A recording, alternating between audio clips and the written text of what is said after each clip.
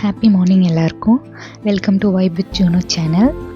1 இயர்க்கு முன்னால் போஸ்ட் பண்ணேன் லாஸ்ட் வீடியோ. அதுக்கப்புறம் கன்சிஸ்டண்ட்டாக பண்ண முடியல. ரொம்ப நாளாக போஸ்ட் பண்ணாததுக்கு ரீசன் என்ன அப்படின்னா, நடுவில் எங்கள் லைஃப்பில் நிறைய விஷயம் நடந்துச்சு. ஆக்சுவலாக நிறைய குட் திங்ஸ். லைஃப்பில் ஒரு அழகான பேபிகள் வந்தாங்க. அப்புறம் என் ஹஸ்பண்டுக்கு வந்து அவங்களோட ட்ரீம் கண்ட்ரியில் வந்து ஜாப் கிடச்சிது. ஸோ நாங்கள் மேனிஃபெஸ்ட் பண்ணது எல்லாமே கிட்டத்தட்ட ஒரு 2 இயர்ஸில் எங்களுக்கு வந்து நடந்துருச்சு. குட்டி ஃபேமிலியோட நாங்கள் மேனிஃபெஸ்ட் பண்ண கண்ட்ரியிலேருந்து தான் இனிமேல் உங்களுக்கு வீடியோ ஷேர் பண்ண போகிறோம். ஒரு யூரோப்பியன் கண்ட்ரிக்கு தான் போகணுன்னு ரொம்ப நாள் ஆசை. கடைசியில் ஃபைனலாக நாங்கள் எந்த ஸ்பெசிஃபிக்கான கண்ட்ரி யோசிச்சுட்டு இருந்தோமோ அங்கேயே எங்களுக்கு கிடச்சிருச்சு. ஸோ இப்போ நாங்கள் ஃபேமிலியாக நார்வே வந்தாச்சு. நாங்கள் நார்வேக்கு வந்து 1 வீக் அந்த டைமில் தான் இந்த வீடியோ நான் எடுத்தேன். ஸோ ஒரு நாள் ஃபுல்லாக எங்களோட லைஃப்பில் நாங்கள் என்னெல்லாம் பண்ணுறோம் அப்படின்றது தான் இந்த வீடியோ. ஸோ என்னோடய பொண்ணு பேர் வந்து அத்யா. நாங்கள் 2 பேரும் மார்னிங் ஏஞ்சி ஃப்ரெஷ் ஆகிட்டு ஸ்ட்ரைட்டாக பிரேக்ஃபாஸ்ட் போயாச்சு. என்னோடய ஹஸ்பண்ட் வந்து ஆல்ரெடி எல்லாமே பண்ணி வச்சுட்டு போயிட்டாங்க. ஸோ சாப்பிட்றது மட்டும்தான் நம்ம வேலை. நான் வந்து பெருசாக புக் படிக்கிற அந்த டைப்லாம் இல்லை. இந்த புக் வந்து சைக்காலஜி ரிலேட்டடாக இருக்கும். அதனால தான் இந்த புக் வந்து எடுத்துகிட்டு வந்திருந்தேன். பட் நம்ம ஏதாவது ஒன்று டிஃப்ரெண்ட்டாக பண்ணலாம், வாழ்க்கையில் ஏதாவது புதுசாக ஸ்டார்ட் பண்ணலாம் அப்படின்னு இருக்கிறப்ப தான் வந்து அத்தியாவுக்கு வந்து அது பொறுக்காது. நானும் வருவேன் அப்படின்னு சொல்லி வந்து என் கூட உட்காந்து அவளும் படிச்சுட்டு இருந்தா. இங்கே வந்து டைம் வந்து கொஞ்சம் ஸ்லோவாக போகிற மாதிரி தான் இருக்குது. ஏன்னா இப்போ சம்மர் டைம் அப்படின்றதுனால கொஞ்சம் ஸ்லோவாக தான் இருக்குது. என்ன பண்ணுறதுன்னே நமக்கும் தெரியல, டைம் எப்படி ஓட்டுறதுன்னு தெரியல. ஸோ இது மாதிரி ஏதாச்சும் சின்ன சின்னதாக புதுசாக எதாவது எக்ஸ்ட்ரா ஆட் பண்ணிக்கிட்டா தான் டைம் போகிற மாதிரி இருக்கும். எனக்கு வந்து இதுதான் ஃபர்ஸ்ட் டைம் நான் வாய்ஸ் ஓவர் கொடுக்குறேன். எப்படி இருக்கும்லாம் எனக்கு தெரில. பட் லாஸ்ட் டைம் வந்து சப்டைட்டில்ஸ் போட்டிருந்தேன் என்னோடய வீடியோவில். ஆனால் அது இப்போ டைப் பண்ணுறதுக்கெலாம் சோம்பேறித்தனம்னு இல்லை, அத்தியா வச்சுட்டு அதை டைப்லாம் பண்ண முடியாது. ஏன்னா கூடவே வந்து அவளும் டைப் பண்ணிகிட்ருக்கிறா. ஸோ சரி, வாய்ஸ் ஓவர் ட்ரை பண்ணி பார்க்கலாமே அப்படின்னு சொல்லிட்டு தான் இந்த வீடியோ. அப்புறம் நைட்டே வந்து டிஷ்வாஷரில் வந்து பாத்திரம் எல்லாம் போட்டிருந்தோம். ஸோ அதை மார்னிங் எடுத்து ஃபுல்லாக அந்தந்த ப்ளேஸில் வச்சுட்டு அடுத்து குக்கிங் ஸ்டார்ட் பண்ணலாம் அப்படின்னு போயிட்டேன். இன்ஸ்டாவில் வந்து ஒரு புது ரெசிபி பார்த்துருந்தேன். ஸோ அதுதான் இன்றைக்கி ட்ரை பண்ண போகிறேன். அதுக்கு நடுவில் அத்தியாவையும் கொஞ்சம் நேரம் தூங்க வச்சாச்சு. ஏன்னா காலையில் சீக்கிரம் எழுந்திரிச்சிட்டா. கொஞ்சம் தூங்க வச்சா தான் அதுக்கப்புறம் கொஞ்சம் நல்லா ஆக்டிவாக இருப்பாள், இல்லைன்னா ரொம்ப கிராங்கி ஆயிடுவா. எனக்கு வந்து பெருசாக சமைக்கலாம் தெரியாது. எங்கள் வீட்டில் இருந்தப்போ நான் சமைச்சதும் கிடையாது. ஆஃப்டர் மேரேஜ் தான் கொஞ்சம் நிறையா வித்தியாசமாக பண்ணலாம், அப்படி என்ன தான் இருக்குதுன்னு பார்க்கலான்னு சொல்லி சும்மா ட்ரை பண்ண ஆரம்பித்தது. பட் நல்லா தான் இருக்குது குக்கிங்க்கு. ஆனால் நம்ம ஊருக்கும் இங்கேக்கும் என்ன பெரிய வித்தியாசம்னா, நம்ம ஊரில் வந்து கிச்சனில் நின்றோம்னா வேர்த்து ஊற்றிரும். அண்ட் அங்கே நிற்கவும் நமக்கு பிடிக்காது. ஏன்னா கொஞ்சம் நேரத்தில் நமக்கே டயர்டாயிரும், ஒரு மாதிரி இருக்கும்.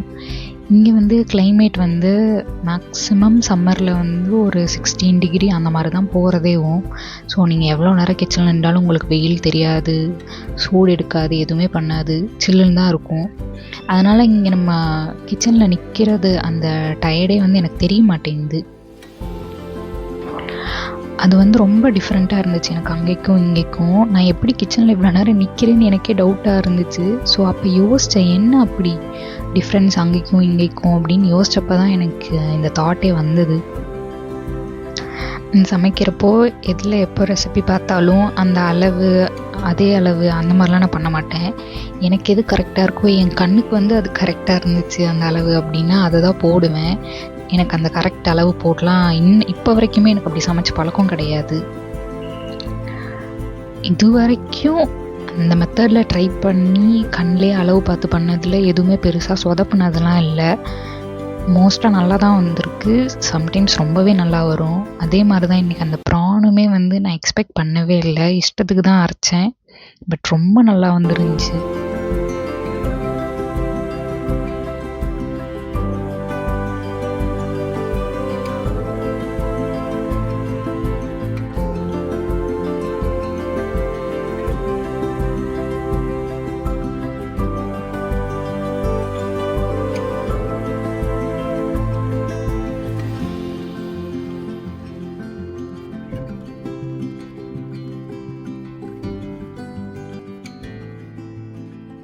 சிவியோட ஹாஸ்பிட்டல் வந்து எங்களுக்கு பக்கத்தில் தான், ஒரு 10 மினிட்ஸ் வாக் தான். ஸோ லன்ச் வந்து நானும் அத்தியாவும் ஆஃப்டர்நூன் போய் கொடுத்துட்டு வருவோம். அப்படி போகிறப்போ எங்களுக்கும் கொஞ்சம் வாக்கிங் போன மாதிரி இருக்கும் அப்படின்னு. ஒரு பெரிய நல்ல விஷயம் என்ன பண்ணியிருக்காங்கன்னா, எல்லா இடத்துலையுமே வந்து உங்களுக்கு வீல் சேர் ஆக்சஸ் பண்ணுற மாதிரி தான் வந்து ரோட்லேருந்து எல்லாமே அப்படி தான் வந்து அவங்க பிளான் பண்ணியிருக்கிறாங்க. லைக் இப்போது பேபியோட ப்ராம்லாம் எடுத்துகிட்டு நீங்கள் எங்கே வேணால் போகலாம். இந்த இடத்துல வந்து மேடு இருக்கும், இந்த இடத்துல ஸ்டெப்ஸ் இருக்கும், ஏற முடியாது ப்ராம் வச்சுட்டு, அப்படியெல்லாம் கிடையவே கிடையாது. ஒன்று உங்களுக்கு வீல் சேர் ஆக்சஸோட இன்னொரு ரூட் இருக்கும், இல்லைன்னா சைடில் நீங்கள் போகிற இடத்துலே வந்து வீல் சேர் ஆக்சஸ் பண்ணுற மாதிரி தான் வந்து மெயின் ரோடு முதற்கொண்டு இங்கே எல்லாமே இருக்குது. அதனால் வந்து ஈஸியாக அத்தியாவை ப்ராமில் போட்டுட்டு நான் பாட்டுக்கு வாக்கிங் போயிடுவோம். எந்த ஒரு டிஸ்டர்பன்ஸும் இல்லை நமக்கு. அவளை அங்கே தூக்கிட்டு போகணும், இங்கே தூக்கிட்டு போகணும், அதெல்லாம் கிடையவே கிடையாது. ஜாலியாக வாக்கிங் போயிட்டு வேடிக்கை பார்த்துட்டு வர வழியில் ஒரு சின்ன பார்க் இருக்கும், அங்கே நானும் அத்தியாவும் கொஞ்ச நேரம் விளையாண்டுட்டு வீட்டுக்கு வந்துடுவோம். சென்னையில் இருந்ததுக்கும் இங்கேக்கும் எங்களுக்கு என்ன பெரிய டிஃப்ரென்ஸ் அப்படின்னா, லஞ்சுக்கு வந்து சிவி வந்து வீட்டுக்கு வருவாங்க அங்கே இருந்தப்போ. பட் இங்கே வந்து வர முடியல, அதுக்கு பதிலாக நானும் அத்தியாவும் போகிறோம். அது ஆக்சுவலாக நல்லா தான் இருக்குது. சென்னையில் வந்து எங்களால் வெளியிலவே போக முடியாது.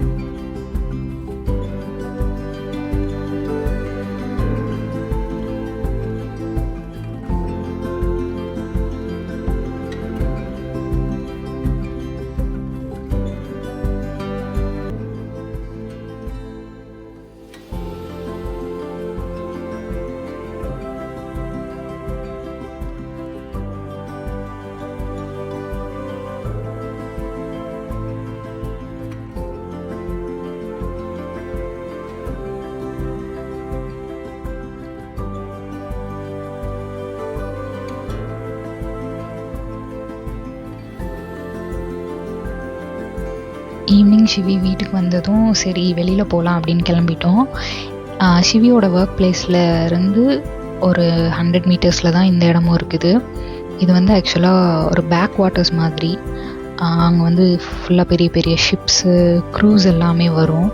ஸோ அன்றைக்கி அத்தியாவை கூப்பிட்டுட்டு அங்கே தான் போயிருந்தோம் நாங்கள். அத்தியாவை பொறுத்த வரைக்கும் அவளுக்கு வந்து இறங்கி ஓடணும், எங்கேயுமே வந்து ஒரு இடத்துல உட்காரக்கூடாது, அவ்வளோதான். அந்த ஸ்டேஜில் தான் அவள் இப்போ இருக்கிறா. நல்லா அவளுக்கு நடக்கணும், ஓடணும், ஃபுல்லாக சுற்றணும். ஸோ அவளுக்கு இந்த பிளேஸ் வந்து நல்லா சூட் ஆகுது. ஏன்னா நம்ம ரொம்ப கேர்ஃப்ரீயாக நடக்க விடலாம், சைல்ட் ஃப்ரெண்ட்லி பிளேஸ் இங்கே. ஸோ நமக்கு அந்த கவலையெல்லாம் எதுவுமே இல்லை. அவள் பாட்டுக்கு ஜாலியாக விளாண்டுட்டு இருந்தா, நான் உட்காந்து இங்கிட்டு வேடிக்கை பார்த்துட்டு இருந்தேன். அப்புறம் கொஞ்ச நேரம் அவள் கூட நான் விளாண்டுட்டு இருந்தேன், அப்புறம் அவங்க அப்பா விளாண்டுட்டு இருந்தாங்க. இப்படி மாற்றி மாற்றி விளையாண்டு அவளை ஒரு வழியாக டயர்டாக்கியாச்சு. அவளை எங்கேயோ வெளியில் கூட்டிகிட்டு வராங்க, நம்ம நல்லா ஊர் சுற்ற போகிறோன்னு. எங்களுக்கு வந்து எங்களோட கோல் என்ன அப்படின்னா, அவளை எவ்வளோ சுற்ற விட்டு டயர்டாக்குறோமோ அந்தளவுக்கு ரொம்ப நல்லது. ஏன்னா வீட்டுக்கு போனதும் சாப்பிட்டுட்டு கொஞ்ச நேரத்தில் படுத்துடுறா டயர்டில். ஸோ இன்றைக்கி டே எங்களுக்கு இப்படி தான் போச்சு. வீடியோ எப்படி இருந்துச்சுன்னு சொல்லுங்கள். அண்ட் முக்கியமாக நான் பேசுகிறது எப்படி இருக்குன்னு சொல்லுங்கள். ஏன்னா எனக்கு வந்து இதை போட்டு கேட்குறப்போ லைட்டாக காமெடியாக இருக்குது. ஏன்னா நான் இவ்வளோ சாஃப்டாக பேசுகிற டைப் இல்லை, பட் ஏன்னு தெரில மைக் எடுத்து பேசுகிறப்போ ரொம்ப சாஃப்டாக தான் வாய்ஸ் வருது.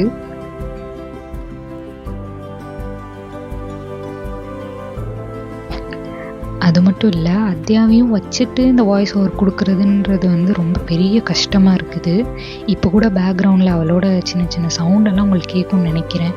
ஏன்னா நான் ரூமில் தான் உட்காந்து பேசிகிட்டு இருக்கேன், பட் ஸ்டில் அவள் வெளியில் அவங்க அப்பா கூட விளாண்டுட்டு இருக்கிறப்போ சவுண்டு விடுறது இங்கே வரைக்கும் கேட்குது.